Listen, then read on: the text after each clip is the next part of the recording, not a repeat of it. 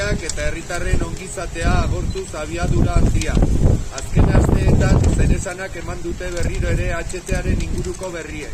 Orain, gutxirarte abiadura handiko trena eraikitzeko bi alternatiba zeuden arren, bat-batean hirugarren batek etxegarate ingurukoak indar hartu duela dirudi.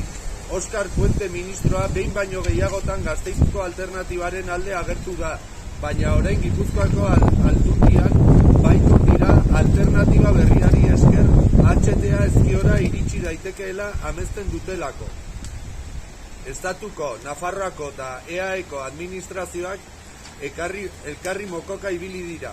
Bakoitzak azpiegitura erraldoi hau bere mesedetara ahalik eta gehien hurbiltzeko helburuarekin. Gaude, Idiazabalen eta Beasainen zazpiztunak eta berri egiten hasiak izango zirela adierazi zuten arren, konbentziz ez daukagu hauen berririk. Irakurri dugunaren arabera, 9 hilabete izango dituzte zundaketa hauek egiteko, eta segurtasun pribatua izango mendu lana gauzatuko dituen enpresa. Orain 4 aste, Garraio Ministeritzatik iragarri zen behin betiko baztertuko zela Ezkio alternatiba ofiziala.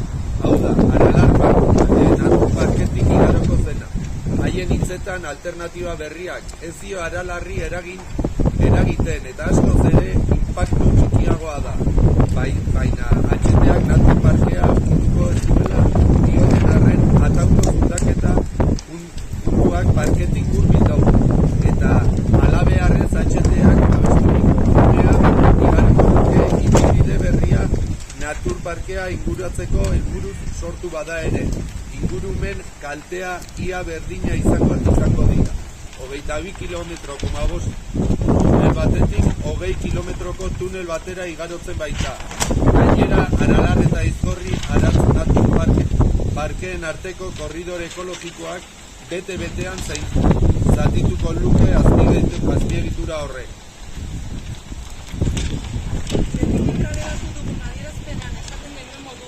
Euskal Herriko laguntzeko tarte bileretan bezala, azken zundak eta kanpaina zonaldeko udalen eta biztanleen borondataren aurka egiten da. Behin baino gehiago azpiegitura honen aurka agertu da. Horregatik udalek, Beasain Ataun, Idiazabal eta Bakaiku egiten diegu lanak egiten ez laguntzeko eta baimenik ez emateko. Idiazabalen egingo den mendiratxan parte hartzeko dela egiten diegu herritarrek. Taldean, famili giroan etortzeko egitarau oparoa prestatu dugu. Honen bestez, animatu. Azaroaren 23an igandean izango da goizeko 9:30 eta Idiazabalgo plazatik abiatuko da, hemendik bertatik. Idiazabal dantzaleku, atango mugan dago, Idiazabal izango da ibilbidea. 10 kilometro eta 500 metroko desnibela izango du. Eta Inma Mugerza hidrogeologoaren eskutik, HT-ak ingurune karstikoetan sortu ditzaken kalteen berri izango dugu. Horrez gain, izaki mitologikoen pasarte batetaz gozatzeko aukera izango dugu. Bertako produktuz osaturiko hamaiketakoa ere jarriko dugu. Eta trikitilari eta pandero joleak ere izango dira hamaiketakoa girotzen. Horrez gain, azaroaren 26an, Atango udaletxean, Inma Mugerza hidrogeologoaren hitzaldia izango dela jakinaraztea gustatuko litzaiguke.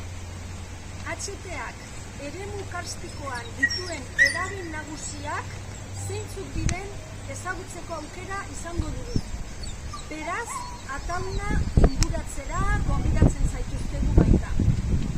Amaitzeko, Sakanako eta Goierriko biztanleei berriro gogorarazten diegu adi jarraitzeko eta aipaturiko 4 herrietako lurretan mugimendu susmagarriren bat antzeman ezkero, deitzeko ekimenaren telefonora 656-7-1-30 eta baita dagokion udalari.